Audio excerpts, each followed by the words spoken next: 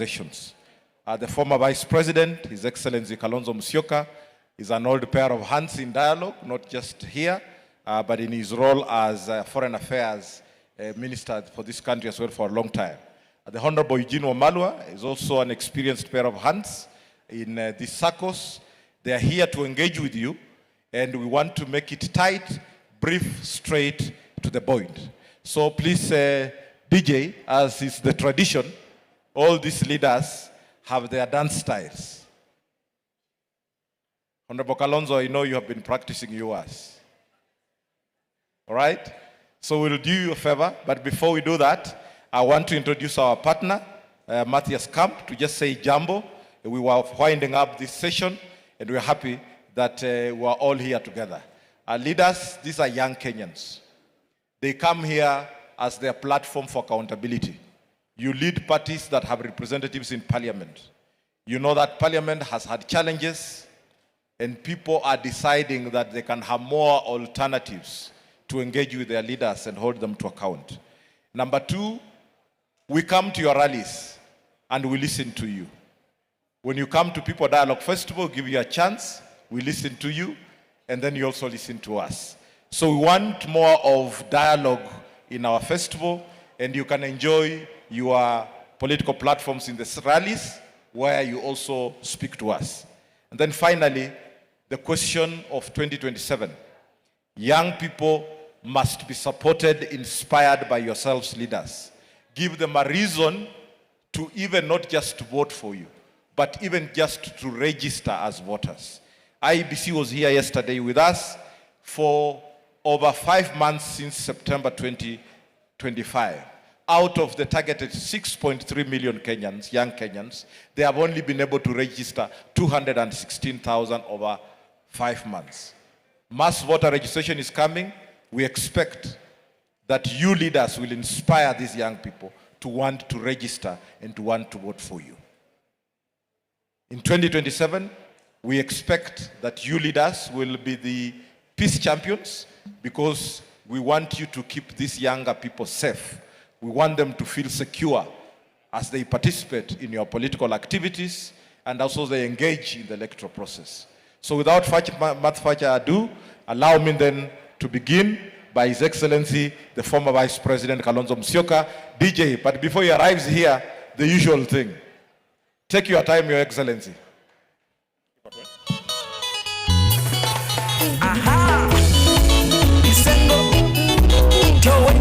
The wife members, you are free to bring your leader.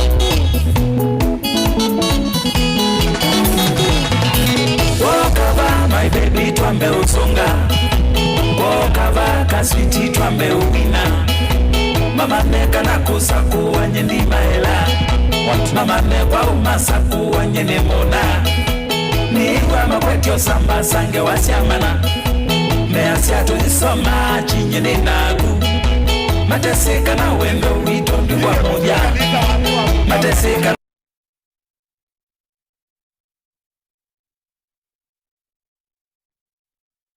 eva uine nama tene maeva tuichaji ginokalika boxi yakwa kama lonze. Asante Bwana CEO Gwanja and my colleagues and our partners and in the very important task of developing democracy in our region, in our continent, in our world, Center for Multi-Party Democracy. We thank you for your continued collaboration.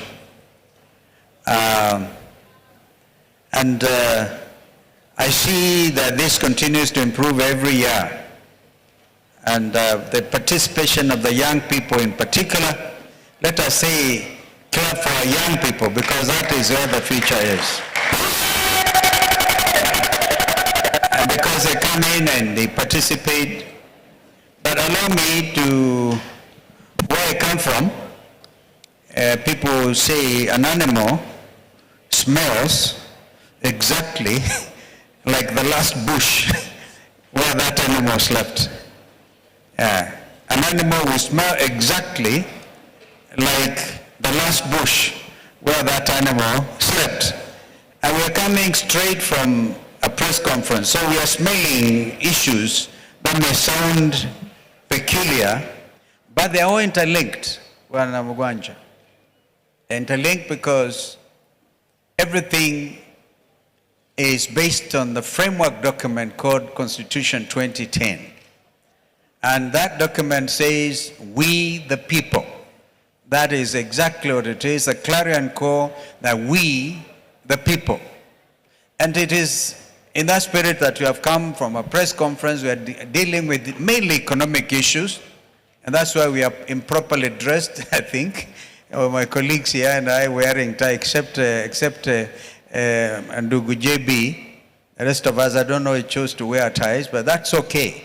I hope we can tolerate it. Maybe we also did it for the young people, lest you think we are always on the campaign trail, or we are whatever, and we therefore look, I think, a bit more presentable to you this morning. But allow me, in the spirit of the Kenyan Constitution 2010, to re-emphasize that the sovereignty of the Republic of Kenya is vested, if you like, belongs to the people of Kenya. And that is under Article 1. And the people of Kenya can choose to exercise that realization of sovereignty in one important way. They can choose, they normally would do it through their democratic representatives, i.e. their members of parliament, their MCAs, their senators, their governors, their, and so that team of Kenyans who get elected, wananchi trust them and trust them with the exercise of their sovereign power. But whereas in the present circumstances, abuse becomes the order of the day, then the Kenyan people, in exercise of their sovereignty, can exercise that right directly. And that is what they did, for example, in 2024, when the young people came out and said no to terrible legislation. And they became the champions worldwide of in government, transparency in the conduct of public affairs. I don't want to be long, because when I came in, you talk about social democracy, social justice in the marketplace, or something like that. But my view is, all this has to be premixed on the very important document called the Constitution.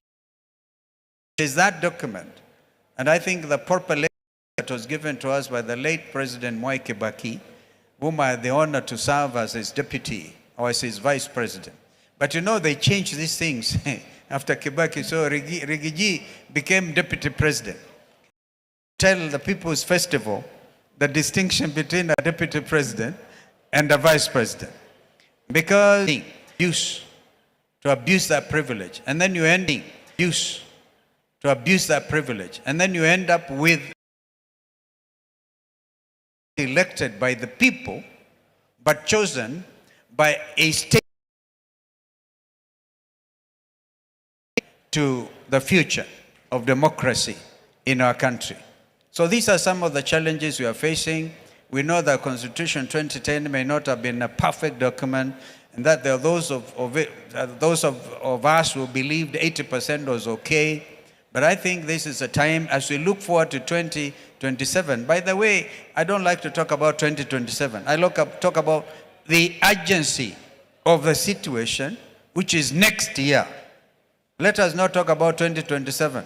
The urgency of the situation is this country will go to the polls next year. And what does that mean? Mr. Mugwanji, the CEO, has mentioned that when I was coming in, I saw a desk designated for registration of voters, IEBC desk. And you have just heard the paltry numbers that have been registered. And the main issue is they had hoped that the Gen Zs would come out and register as voters. we still want to urge that they do so. The only way to do with a hurting administration that uses brute force to deal with the citizens, is to take them out through the ballot. We have a situation where a sitting head of state made some historic pronouncement, like no other head of state anywhere in the world, who say those who are demonstrating should be shot on the legs. Shot on the legs. The only way to remove such a dictatorship is through the ballot. And that is what we are preparing ourselves to do. But so that I can also make a next important point, is the registrar of persons. We paid a visit to the expeditiously issued with the national identity cards and thereafter registered as voters for next year's purposes. This is so basic, this is so fundamental. And any attempt to deny young Kenyans from any part of the country from registering as becoming citizens by getting their IDs is actually acting against the constitution of this country and the future of this country. So I want to say, People's Festival, hoye! Can you give me, when I say wiper, because that's my party, and here we also demonstrate who we are. Sisi ni wiper tunasema, tukisema wiper, you give me Komboa Kenya. I remember we rebranded from purely, because it's very easy to talk about democracy as a democratic movement when your rights are heavily sat upon. So we changed to patriotism, patriotic Kenyans, in order to capture the spirit of the young Kenyans who have expressed their patriotism by calling out a rogue administration. So nikisema wiper, give me Komboa Kenya. Wiper. Wiper. Wiper. Are you guys ready? I'm ready, and I'm sure all these colleagues are ready. If I breached your protocol, what did you expect? You call us, and we have to do that. And really enjoy, because this is a festival. So maybe next year, God willing, I'll not come dressed in a tie. You can come dressed in your traditional attire and celebrate. Some of the world's greatest festivals happen in Latin America. People dance throughout the whole week, go dancing and celebrating their culture, celebrating who we are. That if you have forgotten everything, remember, the sovereignty of the republic belongs to the people. We the people. Thank you very much. We'd just like to take questions very quickly from the audience. We'd like to take two questions from the audience, please. Yes. Heshima. So from this side, I'll have one question, and my colleague Charlotte Ako, the other side, who will take one question. We will note them down, atazijibu tukisonga. Sawa sawa? So Honorable Kalonzo, those are two specific questions to you. Proceed. Kuna swali hapa. All right. Introduce yourself. Good afternoon.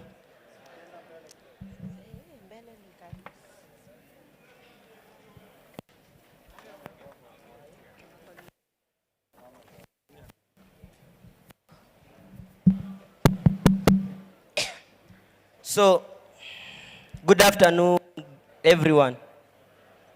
So, my question to His Excellency, the Wiper leader, Kalonzo Musyoka, is after 2027, let's say your party is in the government, what will you do as a leader so as to contribute to Kenya's economy and to make Kenya's well-being better than it is currently?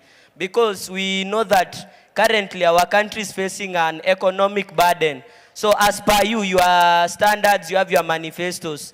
What will you do so as to make Kenya's economy be as high as it was in the time of Mwai Kibaki and in the time of, in the time of Mwai Kibaki? Thank you. Asante sana.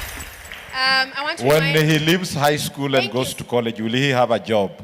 Will your economy, as Excellency the President, give him a job? Such a good Thank you. question. Makofi yake tena. That's Tafadhali. amazing. Thank Wow. you. Amazing.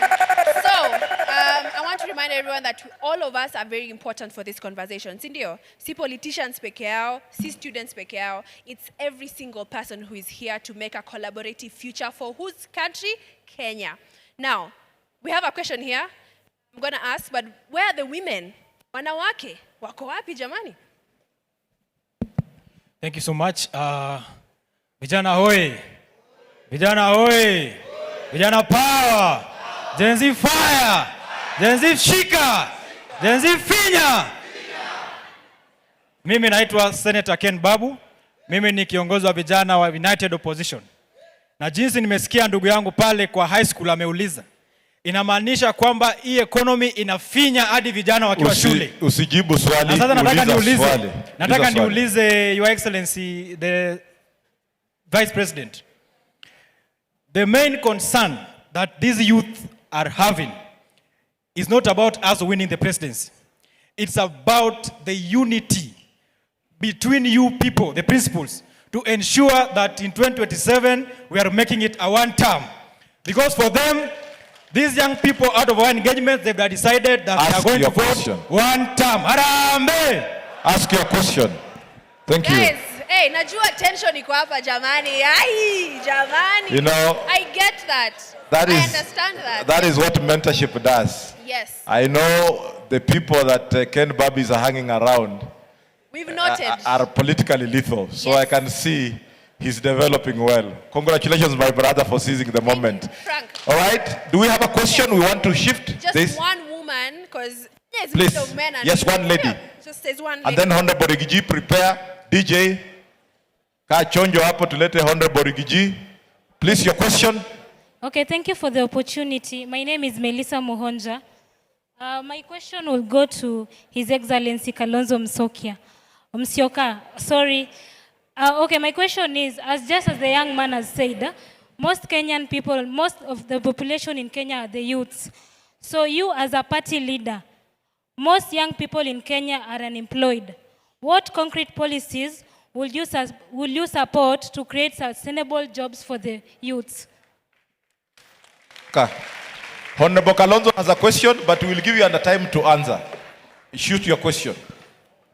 No, you ball over the questions. We bring Honorable Rigiji, then we'll give you an opportunity to answer. DJ, na wapi watu ya Rigiji? Aya, simameni mahali muko tu. Simameni mahali muko DJ. DJ.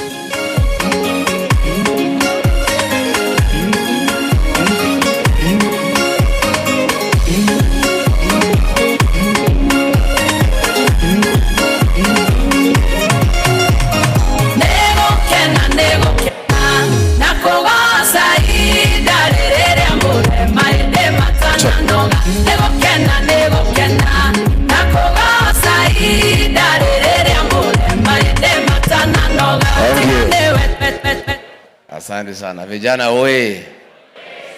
Vijana hoye. Thank you very much. Let me first take this opportunity to say how glad I am because of this festival, to allow our young people to dialogue and to have an opportunity to engage and make meaningful contribution for the benefit of our country. I am a great believer of our young people. I am persuaded that despite the challenges that this country has in terms of economy, in terms of governance, in terms of crime, with all those challenges, I am persuaded that as a country, we are fine because we have the greatest resource available to us, the young population. And if we give our young people the opportunity to be on the decision-making table, I'm sure this country will be on the right trajectory. I therefore want to ask our young people not to be bystanders, not to be spectators, but to pursue leadership. Our young people are very knowledgeable, they are very exposed, They have the energy, they have the zeal, but they must agree that they must be part of the solution to the challenges that we face as a country. So this afternoon, I want to make up a call to our young people. As we go towards the general elections, you are more than 70% of the Kenyan population. Democracy is about the majority. Our young people have the capacity, they have the numbers to be on the decision-making table, and they come and create the solutions that they desire for the country and themselves. And they have no choice because they are the greatest stakeholder in our country, because they have longer to live. So I want to ask our young people as we go to these elections, please get out of your homes, get out of your comfort zone, and get into the field and be part of the solution by seeking for elective positions. We want to see a situation where our county assemblies, majority, more than 70%, are people below the age of 35. We want to see young people in the National Assembly. We want to see them in the Senate. But I must tell you, nobody will come for you from home. You have to leave the house and come out here and fight for your space. And you are in a better position because you have the energy, you have the knowledge, you have the language, and your colleagues, your peers are the majority. So why not? Why not? So mine, the party that I lead, is about listening to the people. If I say DCP, say 6 ground. DCP? DCP? It's about listening to the people. That's why I'm very happy about this dialogue. Let the young people be heard. I had a big problem with William Ruto when I was his deputy during the Gen Z protests, when he refused to listen to the young people and decided to abduct them and kill them. And I was telling them the young people should be heard. They should be allowed to say what they need to say. So when he was saying they are criminals, I told him, no, they are not criminals. They are our sons and daughters, and we must listen to them. I must tell you, I must tell the young people, all of us in the country are looking up to you to save this country. You have the numbers, you have the zeal, you have the conviction, you are not tribal, you cannot be corrupted, you cannot be bribed. The country is looking up to you. But you are doing very well on the smartphone in terms of creating awareness on what people need to do. But the real transformation of our country will not happen on the smartphone. It will happen on the ballot box. And the tool of change is the vote. I want to appeal to our young people, as the mass voter registration starts on the 29th of this month. Please acquire the tool of change, the vote, so that next year you can lead all of us, you can lead this country in creating a good government that will govern you the way you want. It is you to decide the way you want to be governed. That can only happen if you decide who will govern you. And that can only happen if you have a vote. So let me pose that challenge to you as we begin the mass voter registration. Let our young people lead from the front. I look forward to further engagement. Whenever we meet in our public rallies, we always give you a chance to speak and tell us what you think we need to do to create good change for our country. I really look forward to further engagement with our young people, and I want to thank the organizers for this great forum where young people can dialogue, they can exchange ideas, and they can be heard, because they should be heard, because they know a lot, and all of us will benefit from their wisdom, from their knowledge, from their exposure, and we really look forward to that engagement. Asanteni sana. Thank you very much. Huyo ndio Rigiji. All right, thank you so much. We will be taking 2 questions for Honorable Rigiji. In the meantime, the mic is going to Honorable Kalonzo Musyoka to respond to his questions now. All right? So, again, Thorn and prepare for the questions. But Honorable Kalonzo now is on the floor to respond to his questions. Over to you, Your Excellency. The first question, I thank you because you only forgot when you praised the performance under President Kibaki that yours truly was the vice president. So I claim a little bit. And we grew the GDP, the gross domestic product of this economy was nearly a double digit. By the time Kibaki left office, we were close to between 7 and 8% of GDP. Since that time, things have gone where now it's even worse. And so our number one objective will be to transform the economy. Every Kenyan knows there's a terrible problem with the debt burden. Every Kenyan who is born today, wherever they are born with a debt burden. And that is what we must alleviate by, for example, renegotiating our debt commitments the world over. If you had a government that is listened to internationally, then you will be able to reduce the debt burden. But right now, the opposite is happening. We've just been addressing a press conference where we are saying that under the infrastructure fund bill, which we are saying, even as you in this festival should express your opinions, we have said that this is another avenue for growing the public debt. And the worst bit about it is they are doing it outside of the framework, the legal and the constitutional framework. Because all the monies that get raised through taxation and other revenues goes to the consolidated fund. Now the William Ruto administration is seeking to create another avenue which will not be subject to parliamentary approval or oversight. Now therefore creating room for greater corruption and a further erosion of the economic growth of this country. Our friend on the other side, I will not talk about Ken because he's only worried about opposition unity. And he didn't ask a question. So you ask him a question after this. But the wonderful lady is concerned about job creation. Now, if you have a government that listens to the people, a government that believes in the rule of law, and a government that has proper international recognition. You know, I personally believe these young people should be citizens not just of Kenya, but the whole world. But first of all, we must set conditions right for you. Some of you may remember I sat in a committee called the National Dialogue Committee.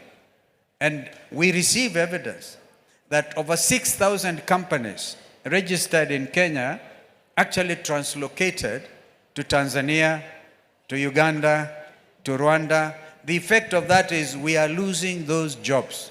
And yet, you have heard from my brother Rigiji that 70% of you are young people. You're going through high school. Of course, never mind the confusion with the CBC and stuff. Yeah, never mind that. But at least you go out to the job market. You need a growing economy. Therefore, this question is interrelated with the other person's question. You cannot create those job opportunities if you have a country that is dysfunctional, if you have a parliament that is captured and will never talk for you, if you have a judiciary that cannot quickly do things. And I'm not here criticizing the judiciary because as we speak, it is the only last line of defense that we have as a country. Because parliament is state capture. The leaders are all compromised. What you have is a cartel leading a whole nation called Kenya.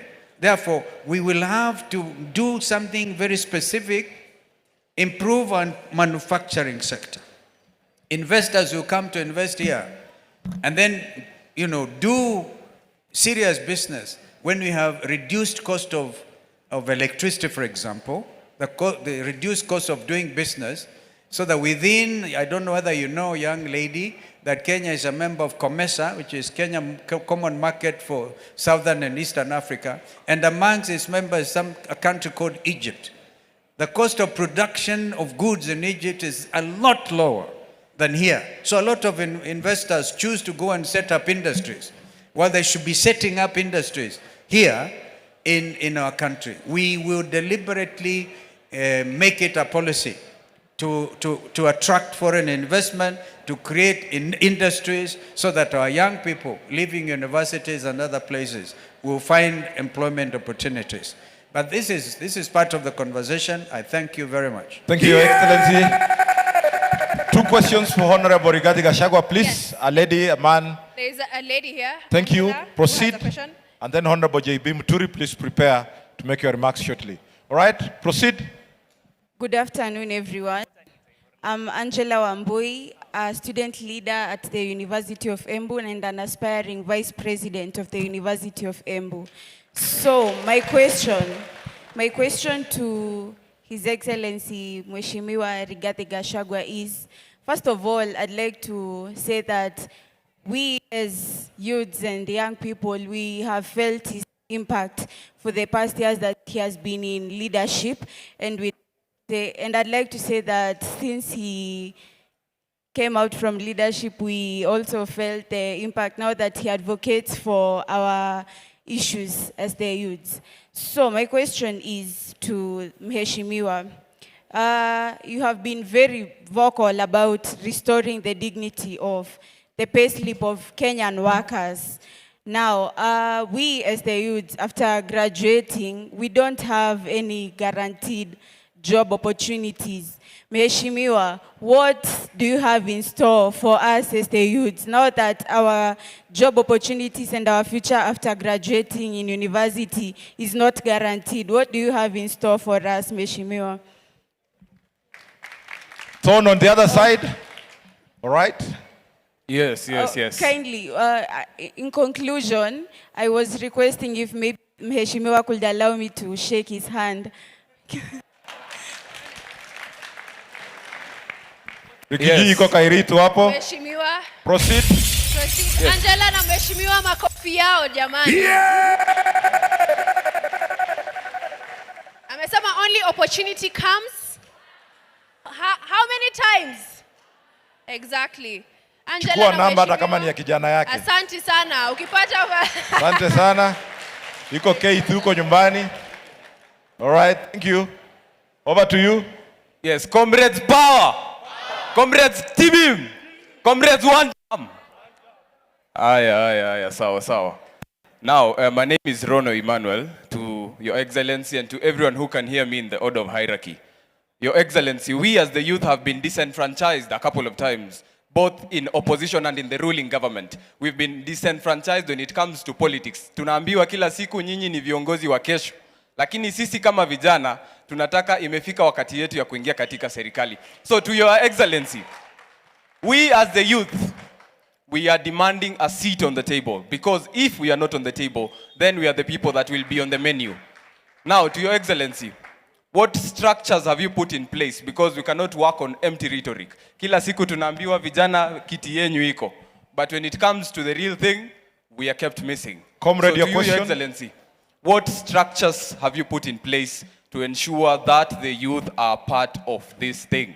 Because most of us are politically homeless right now. Hatujui mali tunaenda. And lastly, nikimalizia na ombi langu pia. Pia mimi ningependa kusalimia mkubwa. Na pia as an aspiring politician, pia ukinishikilia mkono kidogo hapa na pale nitashukuru. Asante. All right. Yeah! Finish your Rikiji fever. DJ, tulete Honorable J.B. Muturi. Thank you. Tante. Thank you very much. Let me begin by appreciating the partners, CAS, who are partnered with CMD, and I'm sure they are partnered with several other of the political parties and other organizations, and for keeping these spirits going on.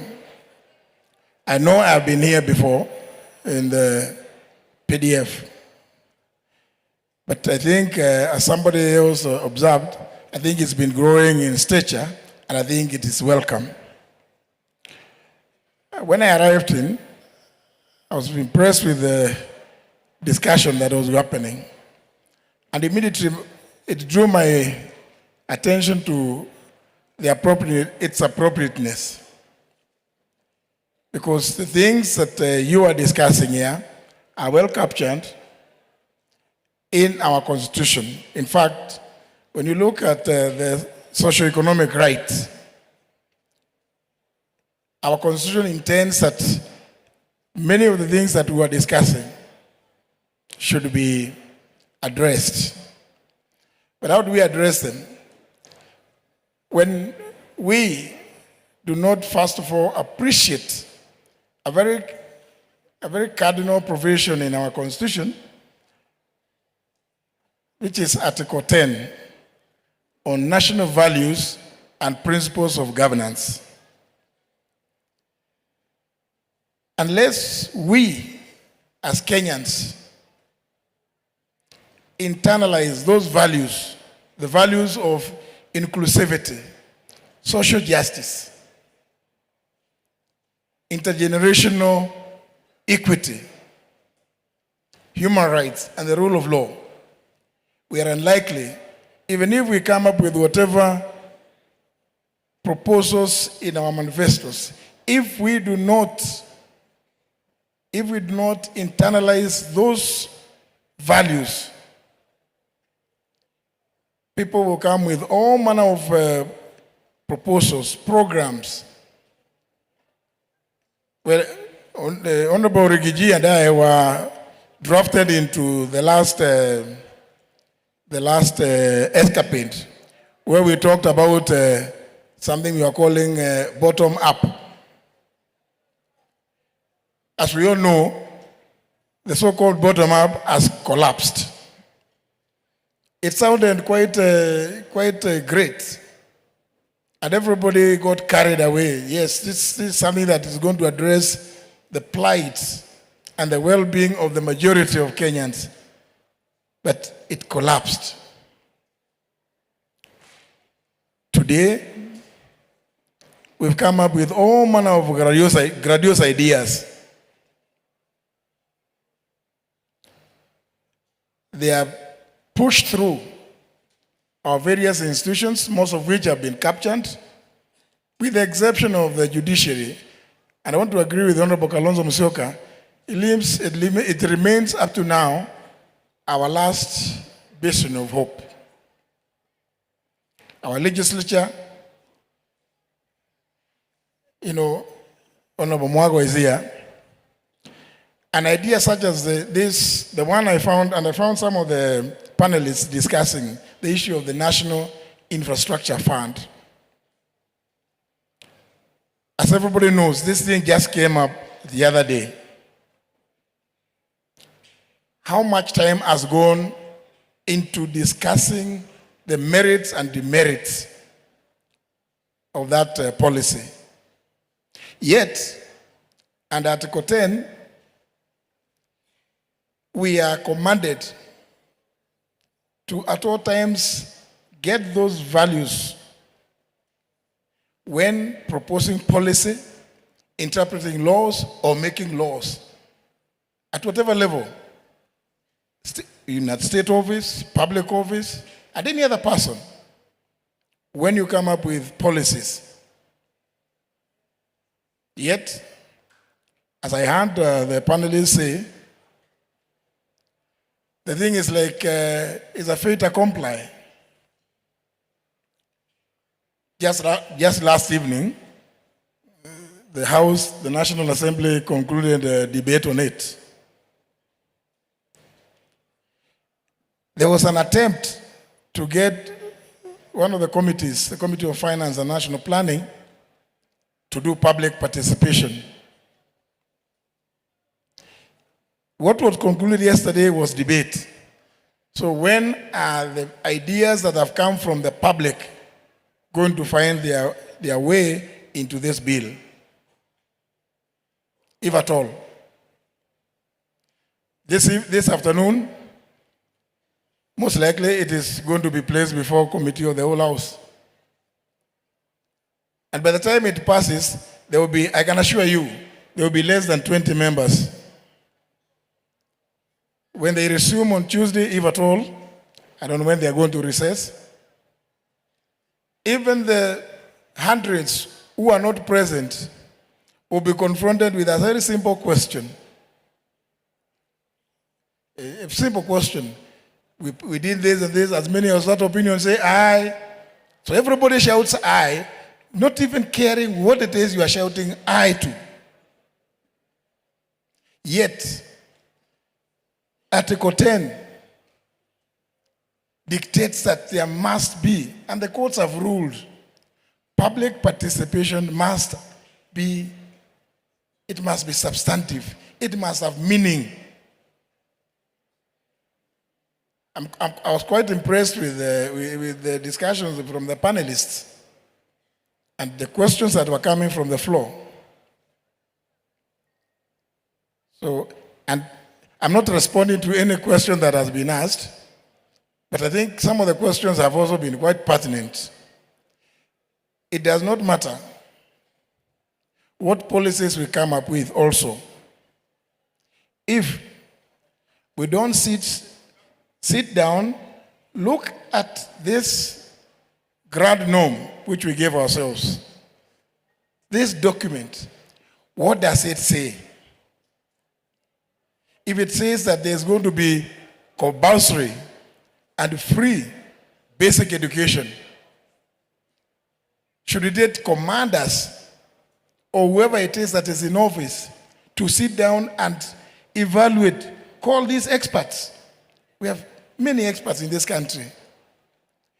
How much would it cost if we are going to do this? Because it is there in the Constitution. Every child is entitled to, as a right to, compulsory and free.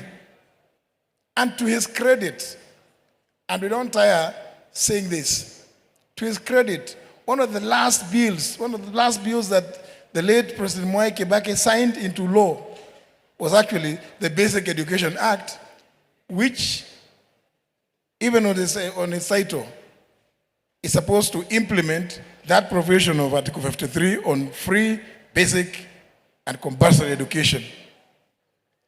So it behoves everybody to sit and look through the document. What is it requiring? What is it commanding us to do? So that we do it for the benefit of both ourselves and the future generations of this country. I want to just give a small example. Now that I found this National Infrastructure Bond being discussed, and the moderator is here. Sometimes in the year 2021, there was a proposal to merge Kenya Airways, Kenya Airports Authority, and Kenya Civil Aviation Authority. Bring it into one body. I asked the question. I'm sure some of you may know where I was at that time. Has this thing been discussed? Who's going to? Because there are Kenyans who own shares in Kenya Airways. Kenya Airports Authority is owned by the public, so it's owned by every one of us. When you make it into one body, a limited liability company, how are the Kenyans who have grown these institutions going to benefit? Well, everybody has their own style of doing things, the moderator of that panel. But I read through the document, and I realized this thing is too dangerous for the country. And notwithstanding like we have today, because today, anything that is proposed from the executive will just pass. People will just be bulldozed and some bought, and they will pass. So if you realize you have that kind of situation, you must devise ways of ensuring that that does not happen in the interest of the public. I did what I did, and today, those three entities are still separate. But of course, you have seen the latest efforts which were there, which some of my friends here went to court to stop the Adani deal. It was still going to do the same thing. So I want to really say that I appreciate my presence here and the contributions that I've had from you. I want to assure you that we in the Democratic Party are fully committed to ensuring that what is required of us to implement fully the Constitution, and more particularly issues to do with the rule of law, human rights, and social justice, are enjoyed by every Kenyan. I don't want to say that I want to salute you by whatever salutation, but suffice to say, I believe what our party stands for is, from my heart, you give power to the people. DP, power to the people, because it belongs to you. Even the Constitution acknowledges that. Thank you very much. All right, as the Honorable JB goes down, hand over the mic to Honorable Rigathi Gachagua. He will be responding to his questions. And then Thorn and Charlotte, where are you? Questions, are you ready? Honorable Rigathi, it was yours. Thank you very much. Angela from Nairobi University. It's true, I fight for the dignity of the payslip because the payslips for our workers have been eroded and they have no purchasing power. There is overtaxation, and what's unfortunate is that those taxes are not being used for building roads and providing water and electricity, but those funds are being diverted and used to bribe the people of Kenya. We intend, once we form government, to restore the dignity of the payslip by rationalizing taxation, taxing Kenyans in a prudent manner, and using those taxes for the purpose of which they were taxed, the people of Kenya. It's true, you have talked about the job opportunities so that you can also have payslips that are dignified. We intend to work very hard on import substitution so that we are doing manufacturing here in the country to create job opportunities for our young people and for Kenyans at large. Again, the issues of agro-processing and value addition so that we create as many jobs as practically possible for our young people instead of importing goods from out of the country. Again, we intend to work very hard on financial inclusion where we provide seed capital at very reasonable interest rate for our young people to start small businesses and create employment for other young people. I want to encourage you, Angela, that you are fighting for leadership. That is the way to go. I wish you well. You have my blessings. Go for it. Na usiogope. Emmanuel, it's true. You are saying that for too long, the young people have been told they are the leaders of tomorrow. You must fight that nonsense. You are not the leaders of tomorrow, you are the leaders of today. And you must fight for your space on the decision-making table.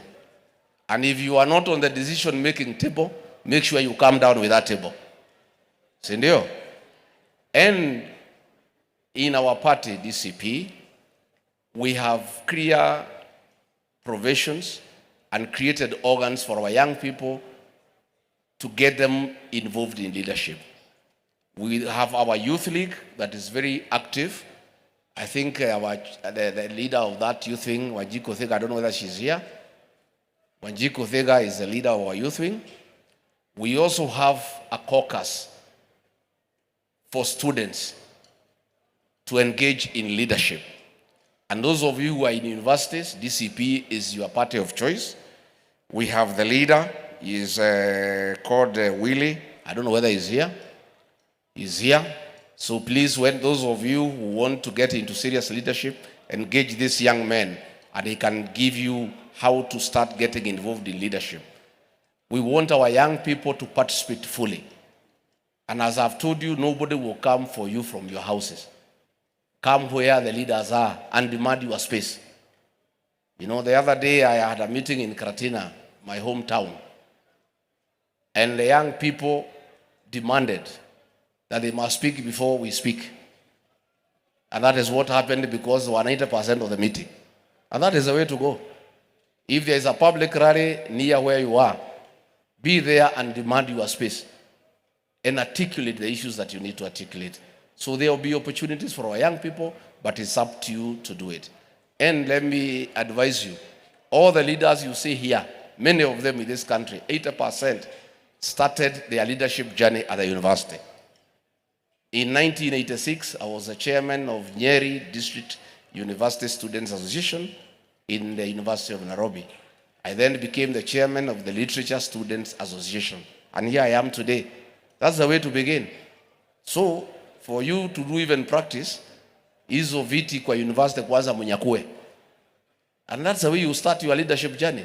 You test your muscle on how to mobilize people to support you in leadership. And then your journey for leadership will begin in earnest. Asanteni sana. Thank you very much. Thank you so much, Honorable Rigiji. Honorable Eugene Wamalwa be preparing to come on the stage. In the meantime, can we have questions for Honorable Muturi?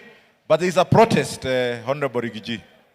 There's a young lady there that is holding us hostage, that she must ask you a question. So please direct your question, and then we pick questions for Honorable J.B. Muturi, and then Honorable Eugene Wamalwa will be coming on the stage. Yes. So shoot your shot.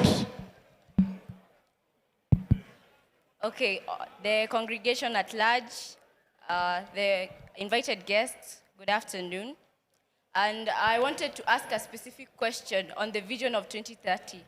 As we are preparing for the 2027 elections that are approaching, yes, the power is to the people. And what are we going to do when we reach there? The vision 2030, as we have heard, we have a vision 2030 for Kenya specifically. We have a debt of over 12 trillion. What are you guys doing to revolve around that, to pay all that, and to honor the power of the people at large?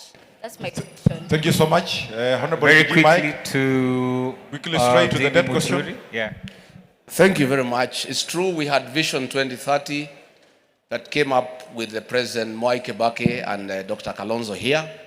Somehow along the line, William Ruto abandoned Vision 2030 and came up with the bottom-up economic transformation, which has failed. Now he has left the bottom-up economic transformation and has gone to Singapore, which you all know is a lie.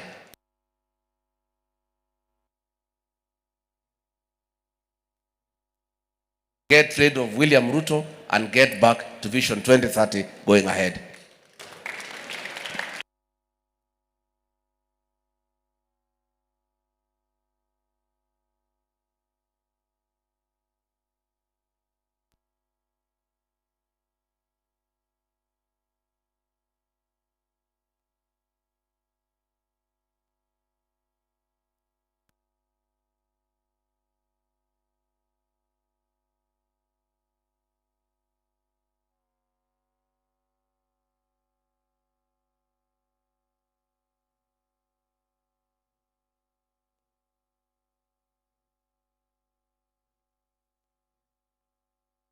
Will be published in 2027. Same way internet was published in 1995 and we missed all the chances zenye zilikuja nayo.